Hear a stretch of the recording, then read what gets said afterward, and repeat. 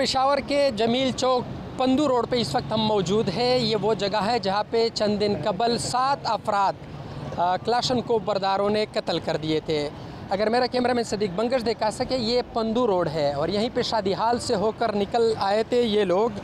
ये दोस्त आपस में शादी हाल में खाना खाने के बाद हुजरे में जा रहे थे, तो इसी रोड से जो ही ये स्पीड ब्रेकर है, जो ही स्पीड ब्रेकर पे गाड़ी हिस्सा हुई तो इसके बाद वो सामने जो रक्शे खड़े हैं और जो ट्रैक्टर ट्राली है वहाँ पे 5 लोग क्लाशनकोव बरदार तैयार बैठे हुए थे और इन गाड़ी में सवार लोगों पर उन्होंने फायरिंग शुरू कर दी।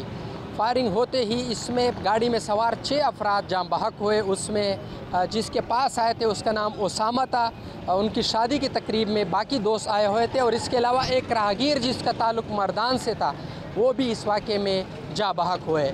इस हवाले से हम उसके घर चलते हैं और उनके रिश्तेदारों से जानते हैं कि वाक़या कैसे रनुमा हुआ था। आइए हमारे पास।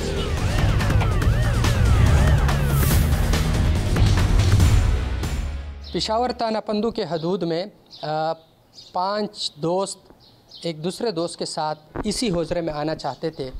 खाना खाने के बाद जो ही वहाँ से निकलते हैं तो वीडियो में देखा जा सकता है जिस तरह आप देख रहे हैं, कुछ लोगों ने क्लाशनकोव बरदार है और उन्होंने फायरिंग करके एक गाड़ी में सवार 6 अफराद को कत्ल कर दिया और उसके अलावा एक राहगीर भी इसमें वहीं पे जाँ बहक हुआ है। तो टोटल 7 अफराद जाँ बहक हो चुके हैं और दंदनाते फिरते हुए वीडियोस वायरल हो चुकी है।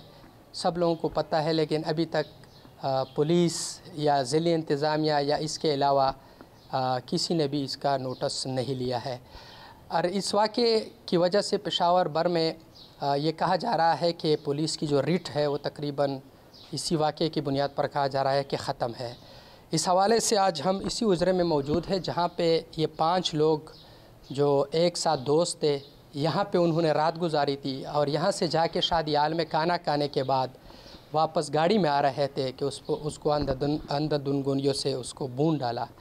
सब उसी गाड़ी के अंदर फौत हुए और उसकी वीडियोस वायरल हो चुकी है। इंतहाई अंदोहनाक वाक़या है और इस वाक़े के बाद से अब तक लोग यही सवाल करते हैं कि कातिल कहाँ गए। अभी तक किसी भी कातिल को पुलिस ने गिरफ़्तार नहीं किया।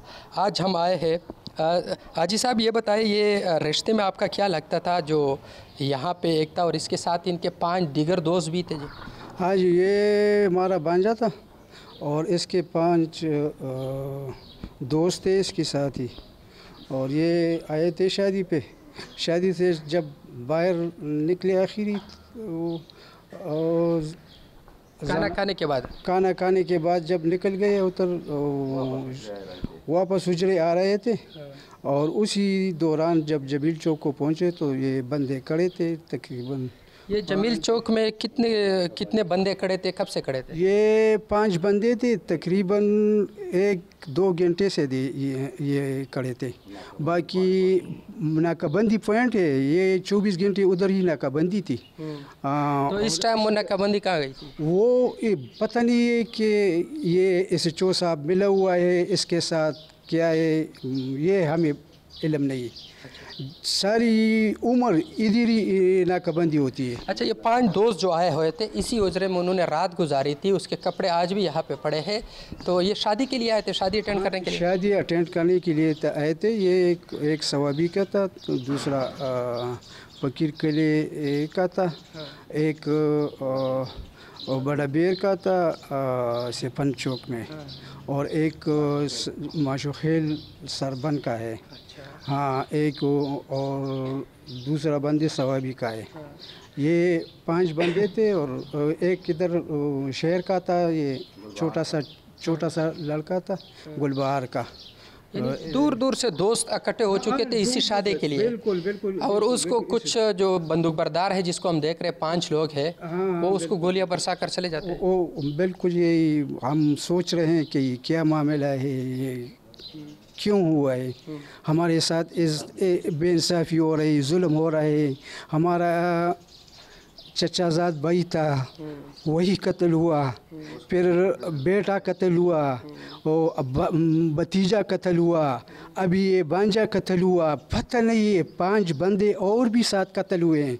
क्या हो रहा है? हम तो पुलिस से बिल्कुल दस्तबरदार हुए हैं, कानून से दस्तबरदार हुए हैं। कसम से हमें कुछ भी नहीं चाहिए, फोर्स ही नहीं चाहिए। मैंने खुद इसी फोर्स में ज़िंदगी बसर की, 35 साल सर्विस की है, लेकिन इसी तरह पुलिस मैंने कभी नहीं देखी पहले वाली। जब आजकल ये पुलिस है सारे मारखोर है और सारे गंदगी रहे, सब मिले हुए जरम पेशा के साथ और सब खा रहे हैं। ऐसे चौकी बाकायदा बोली हो रही है और वो पैसों पे आ रहे हैं, वो पैसे कहाँ से पूरे करेंगे? ये भी साथ मिला हुआ है, SHO भी साथ मिला हुआ है। अभी यकीनन इनके जज्बात आप देख रहे हैं, ये जज्बात इसलिए है, वो कह रहे हैं कि अभी तक न तो मुल्ज़िमान गिरफ़्तार हुए और इसके अलावा ये जगह जो है, ये पॉइंट्स जो है जहाँ पे 5 क्लाशनकोव बरदार आते हैं और 7 लोगों को कत्ल करते हैं, वो भी ताने से कुछ ही फासले पर है। और ये जो जहाँ पे शादी हाल है वो ताने के बिल्कुल सामने है, यानी वहाँ से गाड़ी निकलती है और इसी उजरे में ये दोस्त इकट्ठे हुए थे, शादी के लिए आ रहे थे, शादी के लिए। तो ये इस बात पे भी नाराज़ खफा है। वो कहते हैं कि चूँकि ये हमारे मेहमान थे और पठानों में और इन इलाके में जो मेहमान होता है उसका बहुत ज़्यादा ख्याल रखा जाता है। वो कहते हैं हमारे मेहमानों को कत्ल किया गया है, और वो भी इस तरह नहीं कि उसने कोई कत्ल किया था।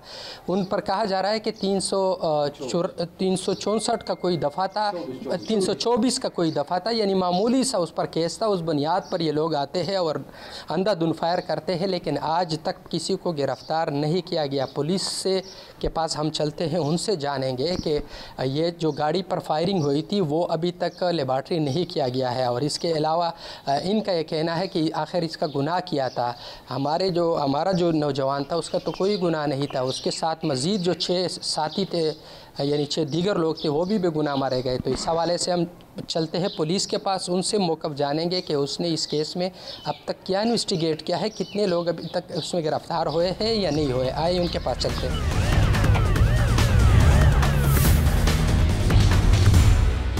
जी, पेशावर के इलाका पंदू में 7 अफराद एक साथ कत्ल हुए। इस हवाले से SP फ़कीराबाद अरशद ख़ान साहब हमारे साथ मौजूद हैं, उनसे जानेंगे 7 अफराद एक साथ कत्ल होते हैं, बंदूक बरदार आते हैं, कत्ल करके चले जाते हैं, पुलिस क्या कर रही है? बिस्मिल्लाहिर्रहमानिर्रहीम। ये जो वक़्वा हुआ था पंदू में, तो इसमें 2 जो पार्टियाँ थी उनके बीच में पहले से कत्ल मुक़ातले की कोई दुश्मनी चली आ रही थी और उन्होंने बाकायदा रेकी की थी, जो हमारी इन्फॉर्मेशन है और जो हमने तफ्तीश की है। तो उन्होंने पहले से रेकी की हुई थी और वो एक जगह छुप के बैठे हुए थे।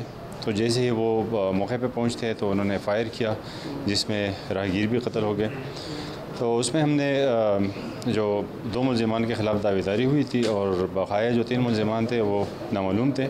तो उसमें अल्हम्दुलिल्लाह 2 मुल्ज़िमान और हमने आइडेंटिफाई कर लिए हैं और हम उस पर जो हमारा तफ्तीश है वो जारी है। तो कोशिश यही है कि जो बंदे जिन्होंने सरेआम मेन चौक में इस तरह एक वक़्वा उनकी वजह से हुआ है, तो उनको हम गिरफ़्तार कर सके बहुत जल्द से जल्द। ये सोशल मीडिया पर सर इल्ज़ामात लगते हैं, वो कहते हैं ताने के करीब जगह है और यहाँ पे हमेशा के लिए पुलिस खड़ी रहती है। इस वक्त पुलिस भी नहीं थी और 1 घंटे तक वहाँ पे नज़र आ रहे थे, तो इस हवाले से क्या कहें?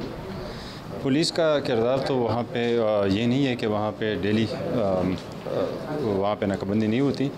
ये है कि हमारा जो मोबाइल होता है वो कभी कभार दूसरे जगहों पे जो रिपोर्ट्स आती है उसके हवाले से वो इधर उधर चली जाती है। लेकिन हमारी जो शाम के टाइम स्पेशली जो स्नैचिंग का टाइम होता है, जिसमें हमने हॉट स्पॉट और वो टाइमिंग हमने आइडेंटिफाई कर लिया, तो उस हिसाब से हम वहाँ पे नाकाबंदियाँ लगाते। तो उस टाइम पे वो मौजूद होते, चूँकि ये वक़्वा दिन का था और टाइम भी इस तरह था कि वहाँ पे शादी हाल है और रोड बहुत ज़्यादा मसरूफ़ होता है। इतवार का दिन था, तो उस वक़्त मोबाइल वहाँ पे मौजूद नहीं थी और बाकी इंशाल्लाह जो तफ्तीश है वो सारी अपडेट्स हम आपको शेयर। कहा जा रहा है कि फ़कीराबाद के इलाके में तकरीबन हर 5वें घर में गैर कानूनी असला होता है, तो उसके ख़िलाफ़ कोई ऑपरेशन होगा?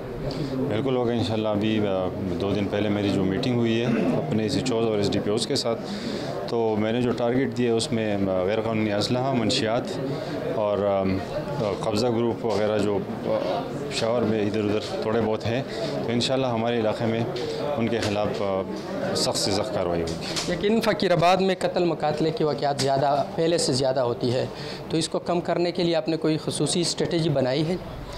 क़त्ल मुक़ातिले के जो जितने भी केसेस रिसेंटली रोनमा हो गए तो उसकी वजूहात ये है कि हमारे पास मेन रोड्स हैं और ज़्यादातर मुलज़िमान और जो मक़तूलैन होते हैं वो बाहर से आते हैं, यानी कि यहाँ पे कारोबार और ये सारी चीज़ें होती हैं तो यहाँ से अक्सर गुज़रते हैं तो वहाँ पे इस तरह के वाक़यात हो जाते तो इंशाअल्लाह फ्यूचर में कोशिश यही होगी कि इस तरह के बड़े इंसिडेंट ना हो। सर, इस केस में अदम गिरफ़्तारी की वजूहात क्या है? अब तक क्यों गिरफ़्तार नहीं हुए मुलज़िमान? इसमें हमने बहुत सारी जगहों पर रेड्स किए हैं, लेकिन चूँकि वो मुलज़िमान उनको पता है वो पहले से भी इस तरह के केसेस में मुलविस रहे हैं तो वो फ़िलहाल कई छुपे हुए, लेकिन इंशाअल्लाह जो हम तफ्तीश कर रहे हैं और सारी साइड्स पे हम लगे हुए हैं, सारे एंगल्स पे, तो इंशाअल्लाह बहुत जल्द गिरफ़्तार कर लेंगे। यकीनन पुलिस का कहना है कि वो तफ्तीश कर रही है और इस केस में जितने भी मुलज़िमान हैं उसकी गिरफ़्तारी के लिए जगह जगह पे छापे पड़ रहे हैं। जी,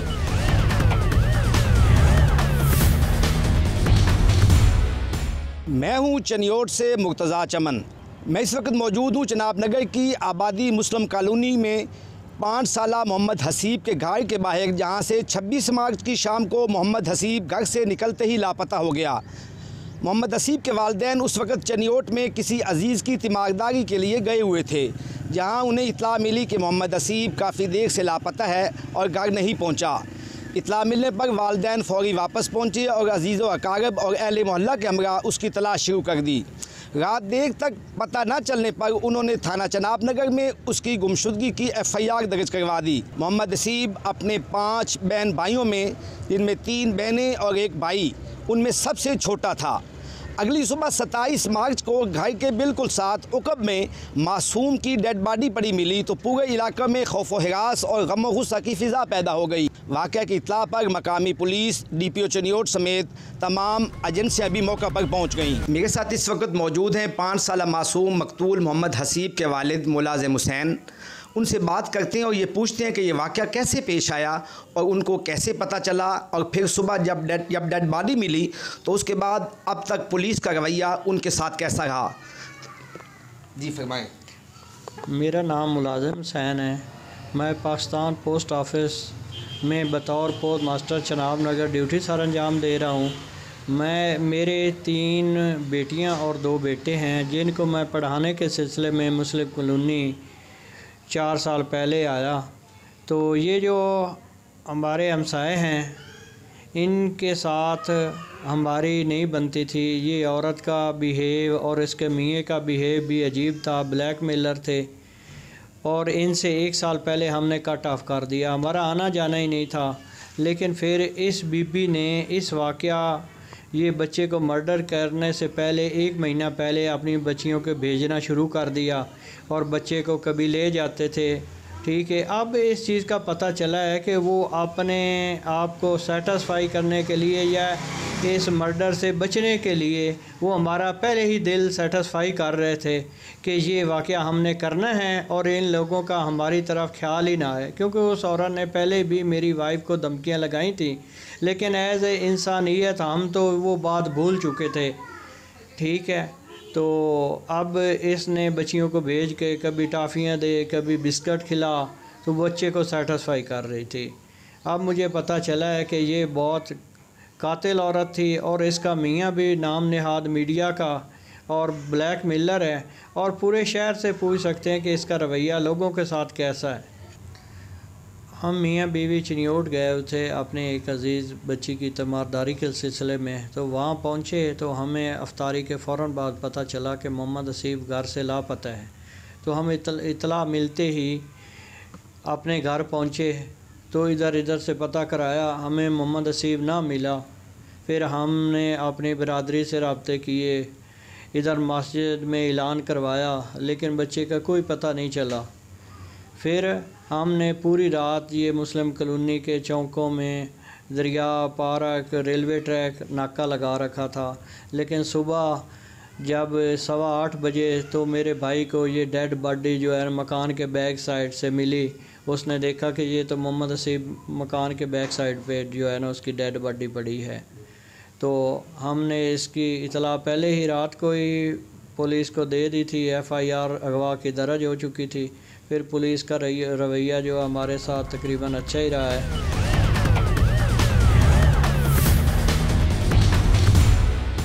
मैं इस वक्त मौजूद हूँ थाना चनाब नगर के SHO शबीर कमर साहब के हमरा, जो इस वाक़े की जिन्होंने मुकम्मल तफ्तीश की।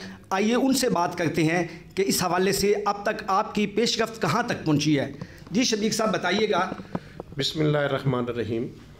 मूर्खा 26/3/2025 को मैं मामूल की गश्त पे में मामूर था।